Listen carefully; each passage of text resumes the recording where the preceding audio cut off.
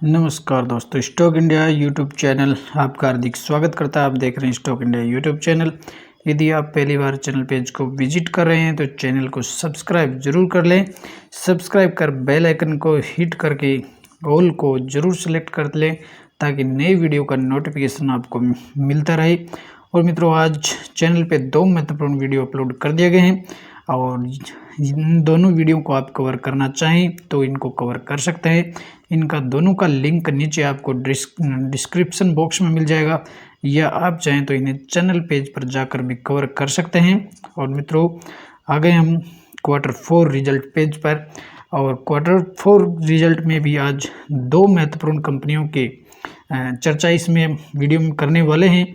और एक जो देश की मार्केट कैप के लिहाज से सबसे बड़ी कंपनी है उसकी चर्चा करेंगे। दूसरी जो बड़ी कंपनी है टाटा ग्रुप से है, उसके भी Q4 रिजल्ट्स की चर्चा करेंगे। और साथ ही में इस पर आज 3 से और 4 जो कंपनियां हैं उस पर लेटेस्ट अपडेट की बात करेंगे, और जिनमें कुछ अपडेट्स मिल रहे हैं और जिसके चलते आज स्टॉक्स पर भी कुछ एक्शन देखने को मिला है। तो शुरुआत कर लेते हैं वीडियो की, और वीडियो काफ़ी लंबा आने वाला है तो काफ़ी अंत तक बने रहें। और सबसे पहले हम बात करेंगे ICICI बैंक की। और प्राइवेट सेक्टर का जो बैंक है HDFC के बाद में अगर रिटर्न्स के मामले में देखें तो ICICI बैंक का काफ़ी बेहतर है।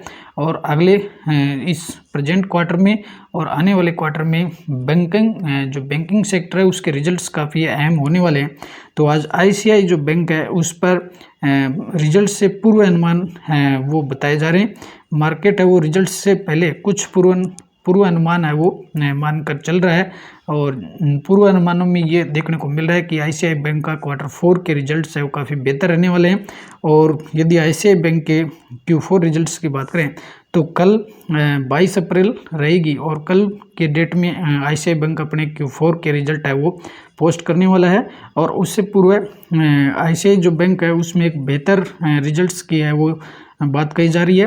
तो इसमें ये अनुमान बताया जा रहा है कि पिछले 8 वर्षों में सबसे ज़्यादा नेट इंटरेस्ट जो आय है, नेट NII जिसको अपन बोलते हैं, तो NII जो ग्रोथ रेट है उसकी पिछले 8 वर्षों की सबसे बेहतर ग्रोथ रहने वाली है ICICI बैंक की। साथ ही बात करें तो इससे बैंक को लगभग 8,900 से 9,000 करोड़ रुपए के क्वार्टर ऑन क्वार्टर प्रॉफिट की उम्मीद रहेगी। साथ ही CNBC TV18 के एक पोल के अनुसार इसमें ईयर टू ईयर बेस पर देखें तो 36%, और क्वार्टर ऑन क्वार्टर बेस पर इसमें 4% की इसमें ग्रोथ है वो NII में देखने को मिल सकती है। NII का मतलब है नेट इंटरेस्ट इनकम में। तो नेट इंटरेस्ट इनकम है वो ICICI बैंक की काफ़ी बेहतर रहने वाली इस क्वार्टर में। जबकि अगर मुनाफे के आधार पर देखें नेट प्रॉफिट जो है बैंक का वो सालाना आधार पर या ईयर टू ईयर 28%, और क्वार्टर ऑन क्वार्टर इसमें 8% की इसमें ग्रोथ है वो देखने को मिल सकती है। ये पूर्व अनुमान है वो बाजार मान करके चल रहा है कि ICICI जो बैंक है उसके बेहतर रिजल्ट है वो कल पोस्ट करने वाला है। और यदि आज स्टॉक्स पर ICICI बैंक पर स्टॉक्स पर एक्शन की बात करें तो लास्ट 1 ईयर की बात करें तो स्टॉक्स ने करीबन 18 से 19% का है वो अच्छा इसने रिटर्न्स दिए हैं। साथ ही लास्ट 5 ईयर की बात करेंगे तो लास्ट 5 ईयर में ICICI बैंक ने काफ़ी बेहतर रिटर्न्स इसने दिए हैं। 200% से ज़्यादा का रिटर्न है ICICI बैंक ने पिछले 5 सालों में दिए हैं। और अब बात करेंगे टाटा एल्क्सी की, और टाटा ग्रुप से टाटा एल्क्सी IT सेक्टर में। और ये देखें तो ऑटो जो सेक्टर है, EV जो सेक्टर है उसमें काफ़ी बेहतर सर्विसेज देने वाली टाटा एल्क्सी की अपन बात करें तो टाटा एल्क्सी पर आज एक बड़ी अपडेट देखने को मिल रही है। टाटा जो एल्क्सी है उसने IIT गुवाहाटी के साथ एक यूँ कहें कि एग्रीमेंट किया है, OMU साइन किया है, जिसके तहत टाटा एल्क्सी है वो IIT गुवाहाटी से और जो इलेक्ट्रॉनिक जो व्हीकल्स जो टेक्नोलॉजी है उस पर एक बड़ा डेवलपमेंट और कॉमर्शलाइजेशंस है प्रोडक्ट से रिलेटेड, वो IIT गुवाहाटी है वो टाटा एल्क्सी को प्रोवाइड करेगी।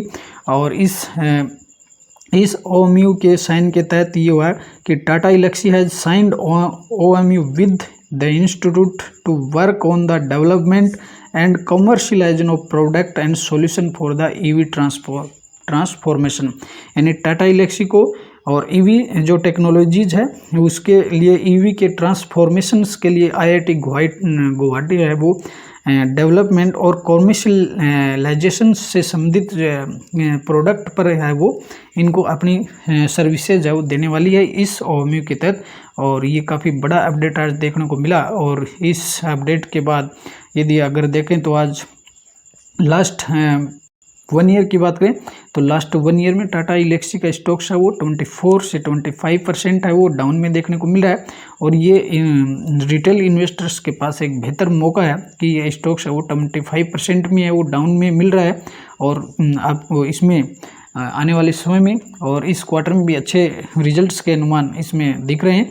तो फाइनेंशियल में एक बड़ी ग्रोथ है वो इसमें फिर से देखने को मिलेगी और फिर से ये 10,000 के लेवल को प्राप्त कर सकता है, इसलिए इसमें बने रहिए और इसमें गिरावट की वजह से इसको पोर्टफोलियो से निकाले नहीं।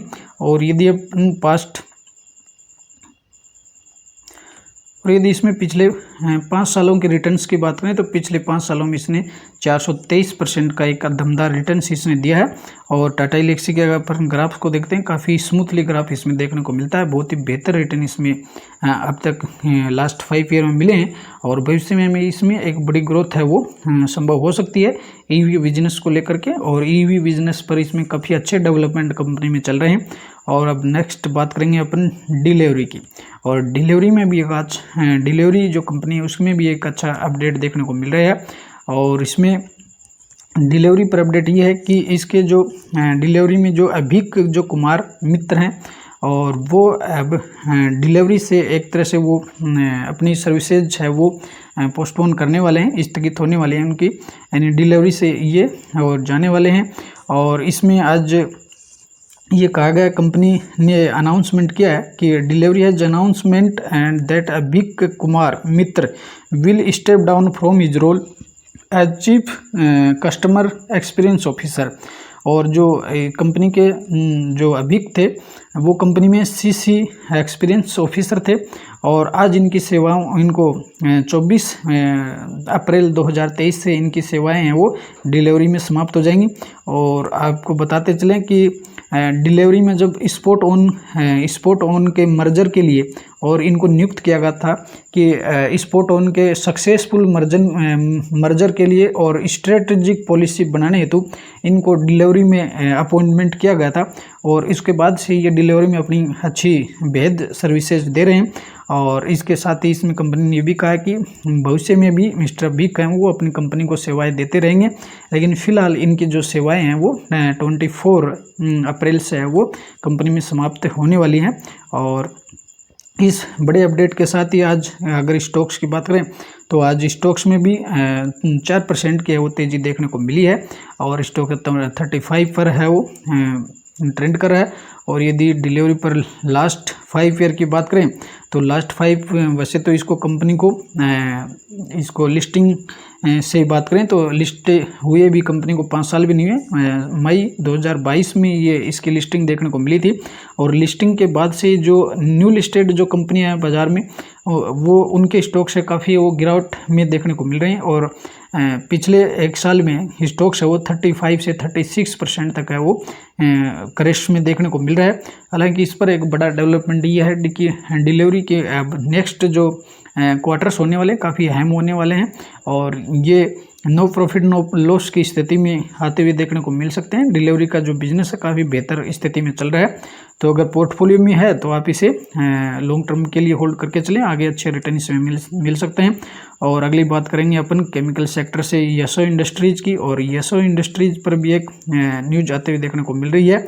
और येसो इंडस्ट्रीज पर न्यूज ये है कि इसमें जो कंपनी के जो CFO हैं, चीफ फाइनेंशियल ऑफिसर है, उनका रेजिग्नेशन हो गया। और जो कंपनी के जो प्रेजेंट जो CFO हैं मिस्टर YS विनोद झावेरी, और उन्होंने CFO की पोस्ट से वो रिजाइन कर दिया है। और इस पर आज ये अपडेट देखने को मिला है। और यदि येसो इंडस्ट्रीज की भी बात करें तो पिछले 1 वर्ष का जो प्रदर्शन है स्टॉक्स अभी करीबन 16 से 17% डाउन में देखने को मिल रहा है। और यदि लास्ट 5 ईयर की बात करेंगे तो लास्ट 5 ईयर में येसो इंडस्ट्री ने भी काफ़ी बेहतर रिटर्न्स दिए हैं। पिछले 5 सालों में इसने 1300% से ज़्यादा का एक रिटर्न दिया है और काफ़ी यशो इंडस्ट्रीज एक मल्टीबैगर स्टॉक साबित हुआ है और इसमें ग्राफ भी आपको काफ़ी स्मूथ देखने को मिलेगा। पिछले 5 सालों में इसने मल्टीबैगर रिटर्न्स इसने शेयर होल्डर्स को दिए हैं। और नेक्स्ट स्टॉक्स की बात करते हैं हिरनबाई इंडस्ट्रीज की। और हिरनबाई इंडस्ट्रीज भी है वो एग्रो केमिकल सेक्टर वाली कंपनी है और इस पर भी एक लेटेस्ट और बहुत ही बेहतर और बिग अपडेट देखने को मिल रहा है। और कंपनी ने अपने जो केमिकल से रिलेटेड जो प्रोडक्ट हैं जिनको अपन यूँ कहें कि एग्रो के जो केमिकल में काम आने एग्रीकल्चर में काम आने वाले इंसेक्टिसाइड हैं, फंगिसाइड हैं, तो इन पर कुल मिलाकर कंपनी ने 6 जो रजिस्ट्रेशन प्राप्त किए हैं, यानी कुल 6 जो न्यू प्रोडक्ट्स करने के लिए इसने 6 CIB रजिस्ट्रेशन है वो कंपनी ने प्राप्त कर लिए हैं। और कंपनी का प्लान है कि वह 2024 में और 6 नए जो प्रोडक्ट है वो लॉन्च करने जा रही है।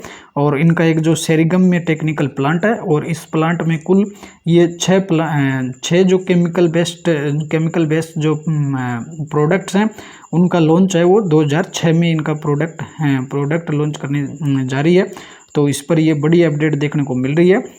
तो one of the India's leading agriculture company और एग्रीकल्चर सेगमेंट में देश की बेहतर कंपनी है और इसने 6 बड़े रजिस्ट्रेशन इसने आज मार्च और अप्रैल के बीच में प्राप्त किए हैं इसने।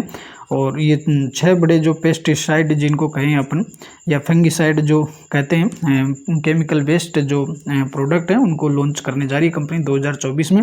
तो इस पर आज इस बड़े अपडेट को लेकर के स्टॉक्स में भी बड़ा एक्शन देखने को मिला है और आज स्टॉक्स में करीबन 10.5% की तेज़ी देखने को मिली है और बहुत ही बेहतर न्यूज़ थी, बड़ी न्यूज़ थी। इसके चलते आज स्टॉक्स पर एक्शन देखने को मिला और करीबन 10 से 11% की तेज़ी इसमें देखने को मिली है। वहीं हिरनबाई जो इंडस्ट्री है वो भी न्यू लिस्टेड कंपनी है, तो उस लिहाज से देखें तो पिछले 1 वर्ष का अगर प्रदर्शन देखते हैं तो अभी स्टॉक्स है वो 45 तक क्रैश हो चुका है। और लास्ट 5 ईयर की अगर बात करते हैं तो लास्ट 5 ईयर में भी स्टॉक्स है वो बड़ा क्रैश हुआ है और 50% से ज़्यादा फिलहाल क्रैश है। और न्यू लिस्टेड जो कंपनी है उनकी सभी की यही स्थिति है। लेकिन हालांकि हिरनबाई जो इंडस्ट्रीज है केमिकल सेक्टर में एग्रो केमिकल के मामले में अच्छी बेहतर कंपनी है और स्टॉक्स है वो 55% तक अब फिलहाल क्रैश में है। लेकिन इसको लॉन्ग टर्म के लिए होल्ड करेंगे तो इसमें अच्छा रिटर्न है वो बन सकता है। और लेटेस्ट बात करेंगे अब तेजस नेटवर्क की। और तेजस नेटवर्क के Q4 के रिजल्ट्स है वो आउट होते हुए देखने को मिल रहे हैं, उनकी चर्चा अपन कर लेते हैं। तेजस नेटवर्क की बात करें तो तेजस जो नेटवर्क है टाटा ग्रुप की कंपनी है और इसके मार्केट कैप की बात करें तो इसमें 10,665 करोड़ की कंपनी है। और कंपनी के रिजल्ट्स पर अपन चलते हैं। कंपनी का रेवेन्यू देखें तो रेवेन्यू में शानदार ग्रोथ देखने को मिली है, 137% ईयर टू ईयर जंप देखने को मिल रही है। और प्रेजेंट क्वार्टर में 299 करोड़ का इसका रेवेन्यू रहा है। एबिडिटा की अगर बात करें तो एबिडिटा में 91% ईयर टू ईयर बढ़ा है। हालांकि एबिडिटा है वो क्वार्टरली देखें तो इसमें क्वार्टरली है वो माइनस में देखने को मिला है। और नेट प्रॉफिट की अगर बात करेंगे तो net profit 76% year two year jump है। ईपीएस में भी 84% ईयर टू ईयर जंप है। लेकिन कंपनी के जो क्वार्टरली जो रिजल्ट्स हैं, क्वार्टरली रिजल्ट्स काफ़ी डाउन देखने को मिल रहे हैं। ईयर टू ईयर रिजल्ट्स ठीक लग रहे हैं, लेकिन क्वार्टरली जो रिजल्ट्स हैं सेल्स भी है, जो रेवेन्यू है वो तो बढ़ा है, लेकिन कंपनी का एबिडिटा है वो जहाँ पहले पिछले क्वार्टर में 8 करोड़ का प्रॉफिट में थी तो वहीं इस क्वार्टर में माइनस में देखने को मिल रहा है। और नेट प्रॉफिट की भी बात करें तो पिछले क्वार्टर में इसको करीबन 15 करोड़ का लॉसेज था और इस क्वार्टर में लॉसेज कम हुआ है, 11 करोड़ का ही है। तो ये काफ़ी रिजल्ट्स हैं क्वार्टरली और ईयरली दोनों ही दृष्टि से तेजस नेटवर्क के जो रिजल्ट्स हैं काफ़ी प्रोग्रेसिव रिजल्ट लग रहे हैं। हालांकि अच्छे नहीं कह सकते, लेकिन कंपनी रिजल्ट्स में वो लगातार इसमें सुधार हो रहे हैं और ईयर टू ईयर अच्छी जंप देखने को मिल रही है। और क्वार्टरली रिजल्ट्स है वो संतोषजनक रिजल्ट इनको कह सकते हैं। और यदि आज बात करें इसके स्टॉक्स की तो स्टॉक्स अगर पिछले 1 वर्ष के प्रदर्शन को देखें तो इसने पिछले 1 वर्ष में 26% का रिटर्न दिया है। और लास्ट 5 ईयर की बात करेंगे तो पिछले 5 साल में और 89 से 90% का रिटर्न इसने दिया है। और अब बात करेंगे मित्रों देश की मार्केट कैप के लिहाज से सबसे बड़ी कंपनी रिलायंस इंडस्ट्रीज की। और रिलायंस इंडस्ट्रीज की जो टैगलाइन अपन पर देखते हैं, ग्रोथ इज लाइफ। तो रिलायंस को और अनिल जो अंबानी है, मुकेश अंबानी, काफ़ी लीड इसको कर रहे हैं। और इसकी देखें तो रिलायंस जो इंडस्ट्रीज़ के आज Q4 रिजल्ट्स है वो आते हुए देखने को मिल रहे हैं, उनकी चर्चा अपन कर लेते हैं। और रिलायंस के Q4 रिजल्ट्स में बड़ी अपडेट ये है कि इसका जो एनुअल जो एबिडिटा है वो करीबन 1,50,000 करोड़ को क्रॉस कर गया है। यानी कंपनी का जो एबिडिटा है 150 करोड़ 1,50,000 करोड़ को क्रॉस कर गया है। और इसका जो जियो का जो बिजनेस है वो उसमें भी न्यू ग्रोथ देखने को मिली है। और इसका जो क्वार्टरली जो कंसोलिडेटेड जो प्रॉफिट है वो 19% ईयर टू ईयर जंप देखने को मिल रहा है। ये इसमें कुछ भी बड़ी अपडेट्स थी। साथ ही अगर बात करेंगे तो इसका रेवेन्यू है क्वार्टर ऑन क्वार्टर है वो 2% तक डाउन देखने को मिल रहा है, लेकिन नेट जो प्रॉफिट है वो 29,299 करोड़ के आसपास रहा है। और जियो का जो अगर बिजनेस की बात करें तो जियो का जो बिजनेस है वो क्वार्टर ऑन क्वार्टर है वो फ्लैट ग्रोथ में देखने को मिला है, लेकिन ईयर टू ईयर इसमें अच्छी खासी ग्रोथ देखने को मिल रही है। तो ये थी रिलायंस के रिजल्ट्स पर कुछ हाईलाइट्स। और अब रिजल्ट को विस्तार से देखते हैं। तो अगर बात करें सबसे पहले कंपनी के रेवेन्यू की, तो रेवेन्यू में ईयर टू ईयर 3% की जंप हुई है। और प्रेजेंट क्वार्टर में 2,12,945 करोड़ का भारी भरकम रेवेन्यू हुआ है। पिछले क्वार्टर में 2,17,164 करोड़ का था। मार्च 22 के क्वार्टर में 2,07,375 करोड़ का रेवेन्यू था। अगर इसको कैलकुलेट करें तो 2,07,000 से बढ़कर के 2,12,000 करीबन इसमें ईयर टू ईयर कंपनी ने 5,000 करोड़ इसमें प्लस हुए। और क्वार्टरली अगर देखें तो क्वार्टरली इसमें डाउन देखने को मिल रही है। पिछले क्वार्टर में 2,17,000 करोड़ का रेवेन्यू था, इस क्वार्टर में और 5,000 करोड़ कम देखने को मिल रहा है, 2,12,000 ही रहा है। तो ईयर टू ईयर तो इसमें रेवेन्यू में 3% की जंप है। अब बात करेंगे एबिडिटा की। और कंपनी का एबिडिटा देखें तो एबिडिटा में 23% ईयर टू ईयर जंप है। एबिडिटा प्रेजेंट क्वार्टर में 38,440 करोड़ का रहा है। नेट प्रॉफिट की अगर बात करें तो नेट प्रॉफिट है वो 19% ईयर टू ईयर जंप देखने को मिल रही है। और नेट प्रॉफिट प्रेजेंट क्वार्टर में 21,327 करोड़ का रहा है। पिछले क्वार्टर में 17,800 करोड़ था और मार्च 22 के क्वार्टर में 18,000 करोड़ था। तो इस नेट प्रॉफिट के मामले में ईयर टू ईयर भी अच्छी ग्रोथ है, 18,000 से बढ़कर के 21,300 हो गया है। और क्वार्टरली भी इसमें 17,800 से बढ़कर के 21,327 हो गया। यानी नेट प्रॉफिट क्वार्टरली भी बढ़ा है, ईयरली भी बढ़ा है। और नेट प्रॉफिट रिजल्ट का एक यूँ कहें कि एक जान है। तो नेट प्रॉफिट के मामले में इसमें अच्छा ही प्रदर्शन कंपनी का देखने को मिल रहा है। और इसी का रिफ्लेक्शन अपने को ईपीएस में मिलेगा। EPS year two year 19% jump हुआ है। पिछले क्वार्टर में ईपीएस है वो लगभग 23 देखने को मिल रहा है, 23.34 था। और प्रेजेंट क्वार्टर में 28 आते हुए देखने को मिल रहा है। और अब बात करेंगे सेगमेंट वाइज रिजल्ट्स की। और सेगमेंट वाइज कंसोलिडेटेड जो रिजल्ट है उसमें सेगमेंट वाइज बिजनेस की बात करें तो सेगमेंट जो वैल्यू है इसके बिजनेस की सेगमेंट वाइज जब अपन देखें तो इसमें सेगमेंट इसके बिजनेस के रिलायंस के ऑयल एंड केमिकल्स जो बिजनेस है, ऑयल एंड जो केमिकल बिजनेस है उसमें भी ईयर टू ईयर अगर ईयर टू ईयर डाउन देखने को मिल रहा है। जहां प्रेजेंट जो क्वार्टर इसमें 1,28,633 करोड़ का रहा है। और पिछले क्वार्टर में 1,44,630 था। और मार्च 22 के क्वार्टर में 1,45,000। तो ऑयल और केमिकल जो बिजनेस है उसमें तो हल्की सी है वो हल्का सा डाउन देखने को मिल रहा है। क्वार्टरली इसमें 1,44 से घटकर 1,28 आते हुए देखने को मिल रहा है। और इसमें बात करें कि ऑयल और गैस का जो सेगमेंट है उसमें ग्रोथ देखने को मिल रही है। 4,474 करोड़ का था पिछले क्वार्टर में, प्रेजेंट क्वार्टर में 4,556 करोड़ है। और मार्च 22 में मात्र 2,000 करोड़ था। तो इसमें ऑयल एंड गैस में और ईयर टू ईयर है वो करीबन 2 गुना से ज़्यादा इसमें ग्रोथ देखने को मिल रही है। और अब बात करेंगे इसमें दो रिलायंस के दो बड़े बिजनेस, एक जियो का और एक रिटेल बिजनेस। तो इसमें डिजिटल जो सर्विसेज जो बिजनेस है वो जियो का बिजनेस है। तो डिजिटल जो बिजनेस है उसकी अगर बात करें तो इसमें 31,373 करोड़ का रहा है और पिछले क्वार्टर में 30,000 का था और मार्च 22 क्वार्टर में 27,196 करोड़ का था। तो ये ईयर टू ईयर भी ग्रोथ है इसमें और क्वार्टर ऑन क्वार्टर भी अच्छी ग्रोथ देखने को मिल रही है। दूसरे अगर बिजनेस की बात करें फाइनेंशियल सर्विसेज, तो फाइनेंशियल जो सर्विसेज है उसमें प्रेजेंट जो क्वार्टर है उसमें 134 करोड़ का रहा है, पिछले क्वार्टर में 280 करोड़ का था और मार्च 22 में 525 करोड़ का था। तो कुल मिलाकर के अगर सेगमेंट वाइज भी देखें तो एक ऑयल और केमिकल्स वाले बिजनेस को छोड़ दें तो बाकी इसमें सभी में वो अच्छी इसमें ग्रोथ देखने को मिल रही है। और अब बात करेंगे अपन इसके कंसोलिडेटेड जियो प्लेटफॉर्म की, और जियो का कंसोलिडेटेड रिजल्ट अपन देखेंगे कि जियो का इसमें बिजनेस कैसा चल रहा है कंपनी का। और जियो बिजनेस है उसमें बात करें, जियो का जो ग्रोस रेवेन्यू है वो 29,000 देखने को मिल रहा है, 29,871 करोड़ रहा है प्रेजेंट क्वार्टर में, पिछले क्वार्टर में 29,195 करोड़ था। और इसमें ईयर टू ईयर की बात करें तो ईयर टू ईयर इसमें 14% की इसमें ग्रोथ देखने को मिल रही है।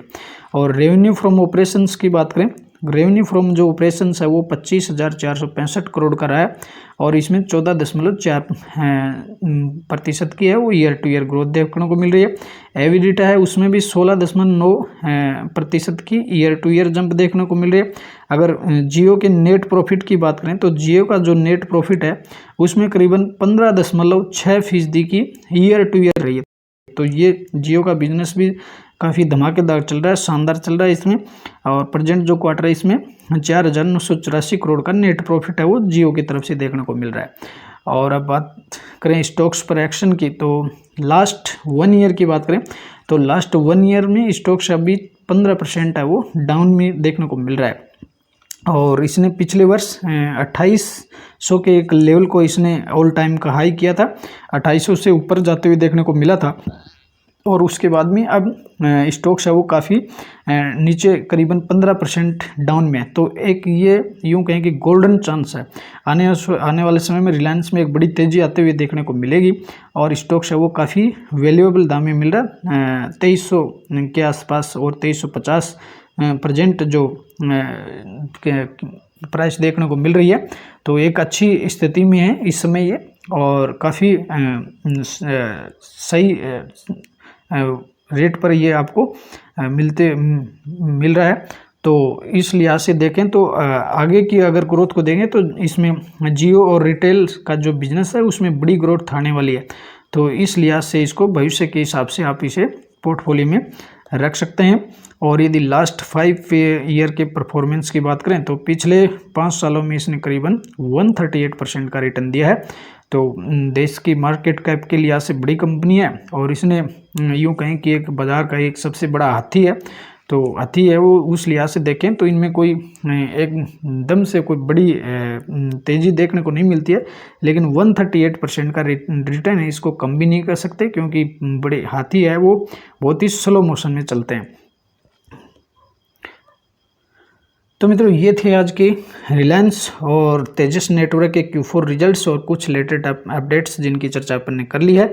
आशा करते हैं वीडियो आपको पसंद आया होगा और तो वीडियो को शेयर और लाइक ज़रूर करें।